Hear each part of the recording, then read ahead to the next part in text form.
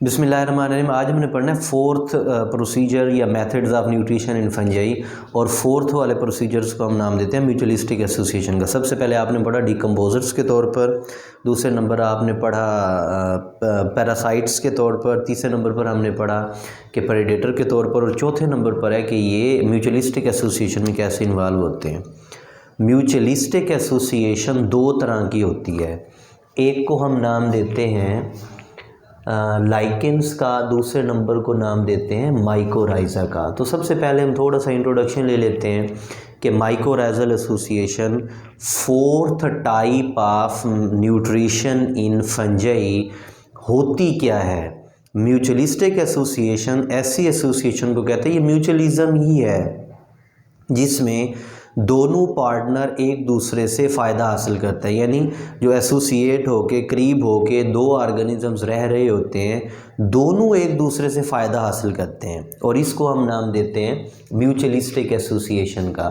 तो आपकी बुक में ये लाइन नहीं है, आपने लिखनी है कि mutualistic association is this in which both partner get benefit और both partner get benefited from each other, like in case of lichen and mycorrhiza both get benefit from each other।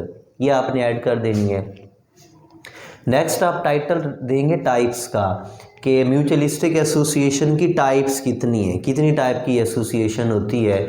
दो इसकी type में, एक को नाम देते हैं lichens का, दूसरे को नाम देते हैं माइकोराइज़ा का। लाइकेन क्या है? लाइकेन फंजाई और ऑटोट्राफ के दरमियान एसोसिएशन को कहते हैं।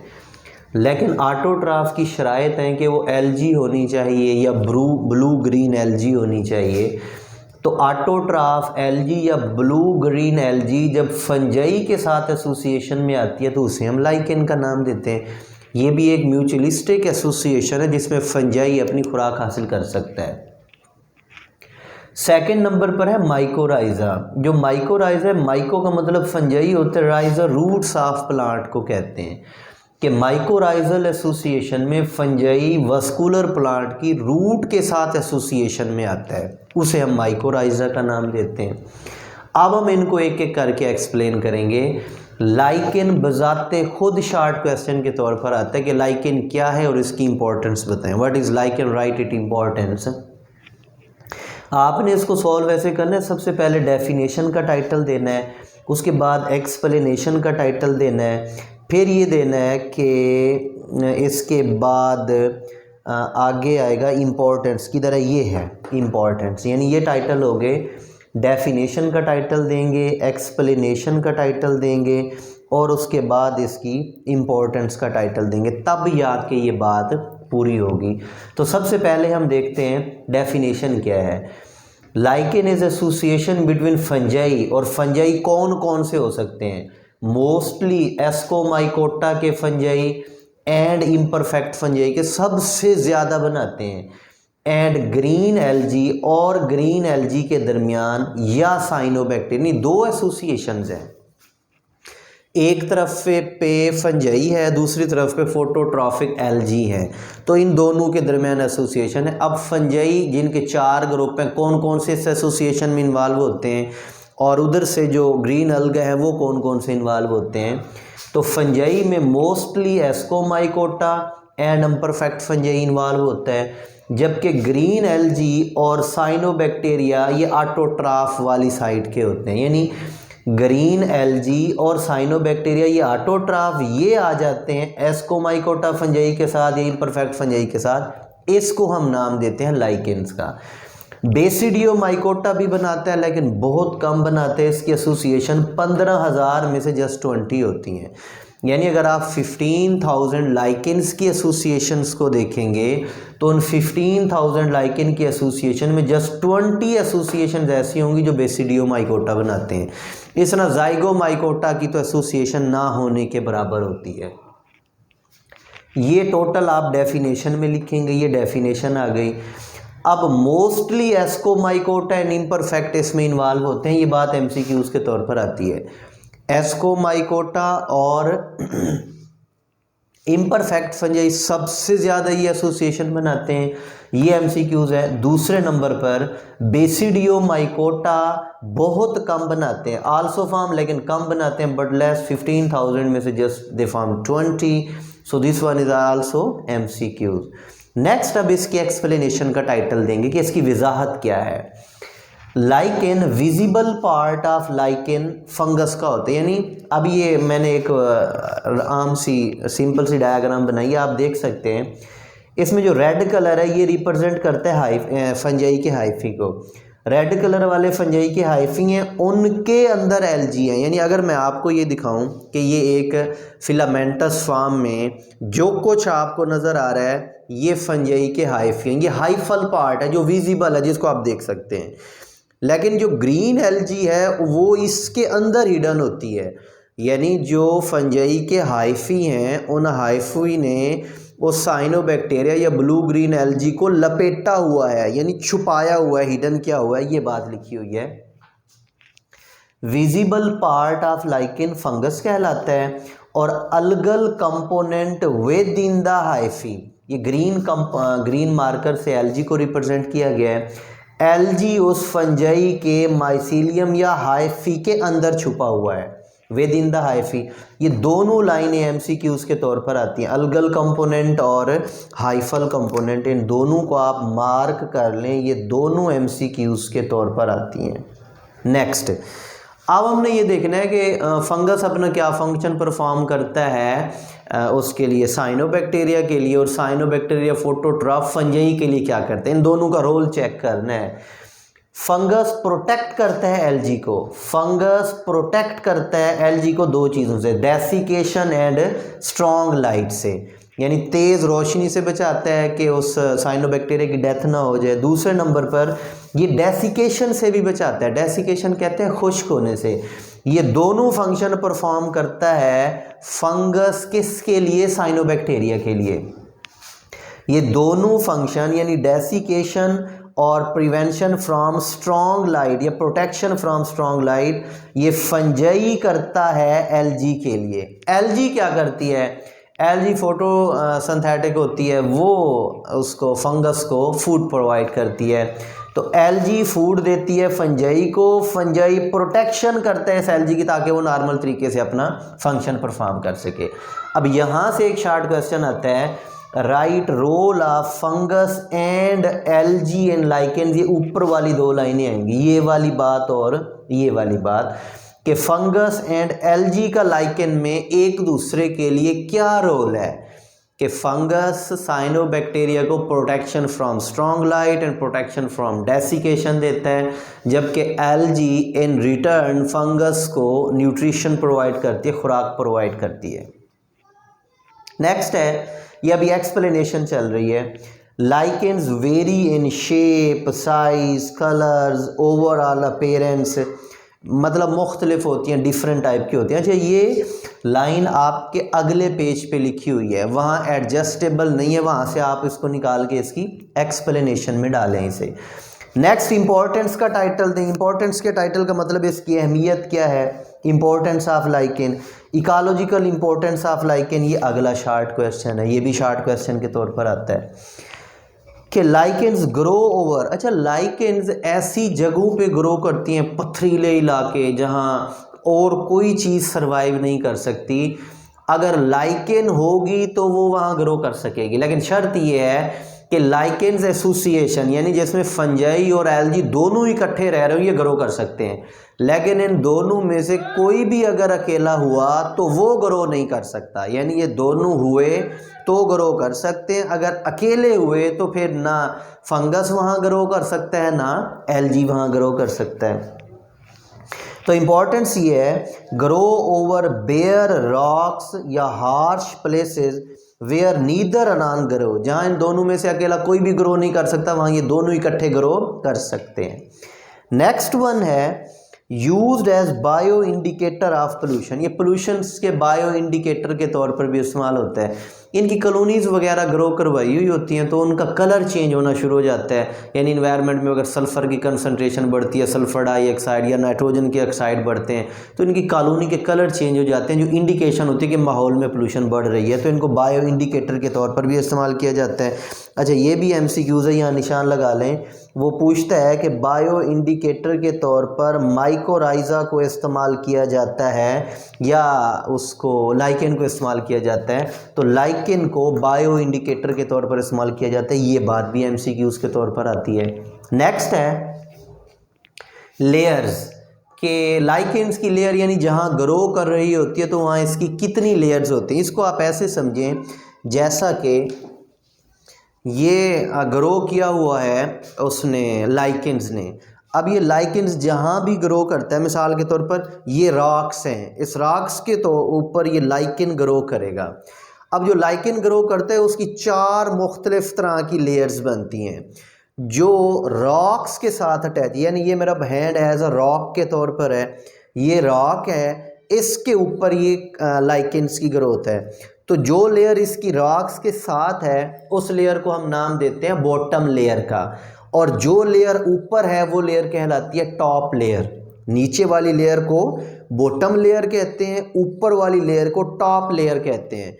अब जो बॉटम लेयर है वो भी हाइफी पर मुश्तमिल होती है, फिर उससे ऊपर वाली लूजली हाइफी पर मुश्तमिल होती है, फिर थर्ड नंबर वाली फंजाई के हाइफी प्लस किसी ऑटोट्राफ के साथ होती है, और जो टॉप वाली लेयर होती है वो फिर हाइफी पर मुश्तमिल होती है। और ये 4 तरह की लेयर्स आप देख सकते हैं कि सबसे नीचे बॉटम लेयर है, यानी इस बॉटम लेयर में यहाँ रॉक्स है, ये रॉक्स के साथ जुड़े हुए हैं, ये अपीयरेंस सारी रॉक्स की है, ये रॉक्स हैं, ये रॉक है।